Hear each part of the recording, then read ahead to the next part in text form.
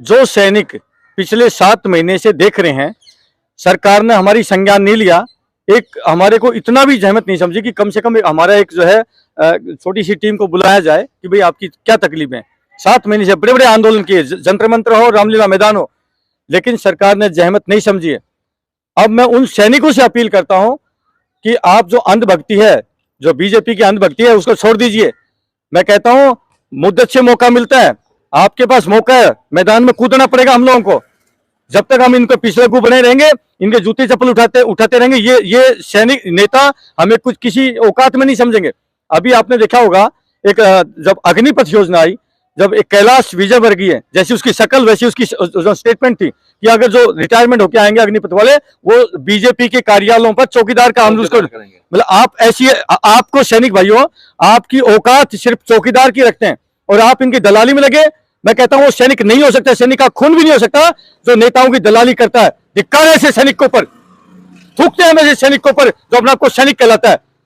अरे नालायक को, ये हमें हमारी इतनी भी जो है जहमत नहीं समझते कि हमें एक कम से कम 2-4 हमारी टीमों को, नुमाइंदों को बुलाते, पूछते भी क्या आपको विसंगतियां क्या बताइए आप हमें, लेकिन नहीं पूछी। और उसके बावजूद भी मैं कहता हूं आप दलाली में कर रहे हो, तो ये साबित करता है कहीं न कहीं आपके पूर्वजों ने अंग्रेजों की मुखबरी और दलाली की होगी, अपनी अस्मिता को बेचा होगा, परोसा होगा।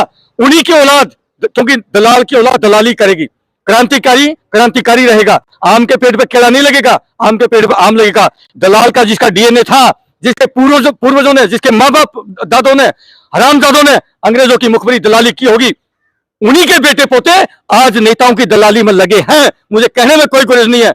मैं धिक्कारता हूं ऐसे सैनिकों पर जो नेताओं की दलाली में लगे, थूकता हूं ऐसे सैनिकों पर। ऐसे सैनिकों को डूब के चूल्हे पर पानी में मर जाना चाहिए। अगर कुछ करना है, कुछ आपके अंदर दम है, आइए मिलकर के कुछ करते हैं, इस देश को बचाने का काम करते हैं। देश की दिशा और दशा कोई बदल सकता है तो देश का सैनिक बदल सकता है। ये गुंडे बदमाश, ये देश को लूटने वाले लुटेरे नेता, इनसे कोई अपेक्षा नहीं है। अब आएगा वक्त, बदलेगा, सैनिक आएंगे मैदान में।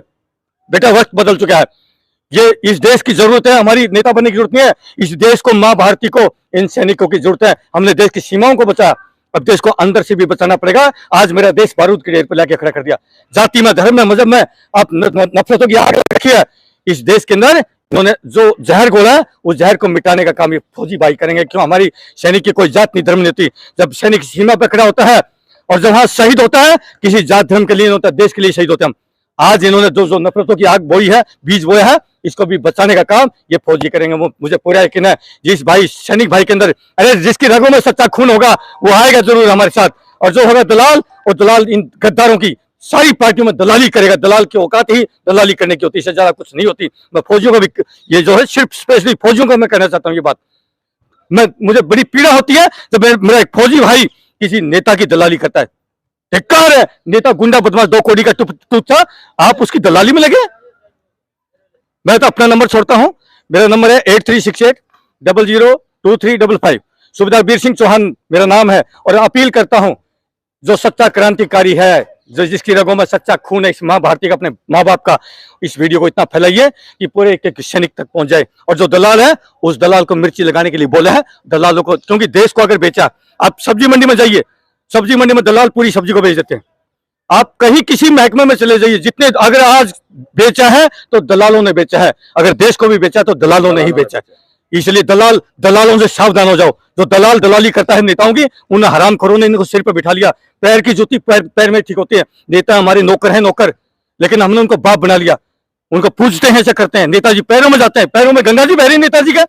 ऐसे गद्दार उनके पैर छूते मत, ठोकर मारता हूं। ऐसे गद्दार जो सैनिक के नाम पर कलंक है, जो नेताओं की दलाली करता है, आग लगती है मुझे।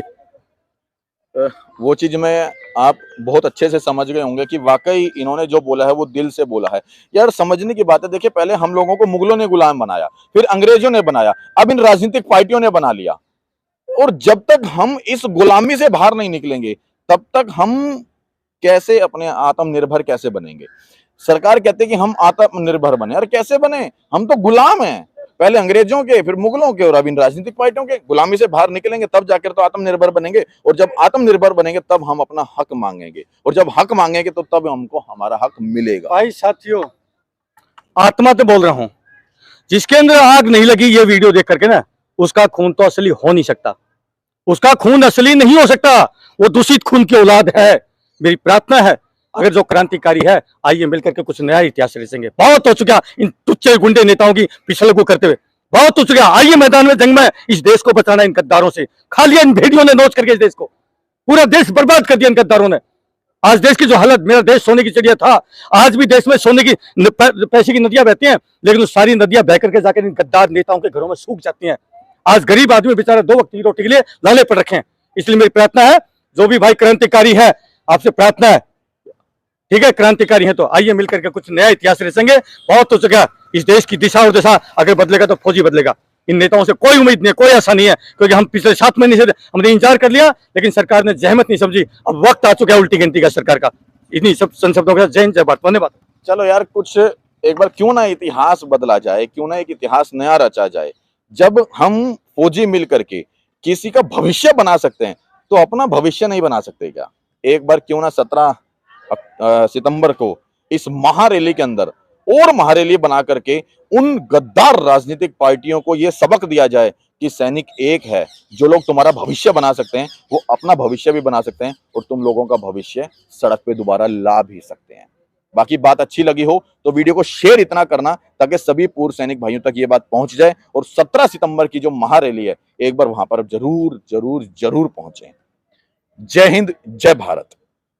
लेकिन आप लोगों से एक चीज जरूर कहूंगा, जितने भी पूर्व सैनिक भाई मेरे इस वीडियो को देख रहे हैं, उनसे एक चीज जरूर कहूंगा, यदि आपको कभी भी और पूर्व सैनिकों को एक करने के लिए कहूं, या इनका हक दिलवाने तक के लिए लड़ाई लड़नी पड़े और मुझे मरना पड़े, जेल जाना पड़े, मेरी शरीर की एक एक बूंद खून की और एक एक सांस इनके लिए कुर्बान है, इनके लिए कुर्बान है, और आप लोगों के लिए भी कुर्बान है।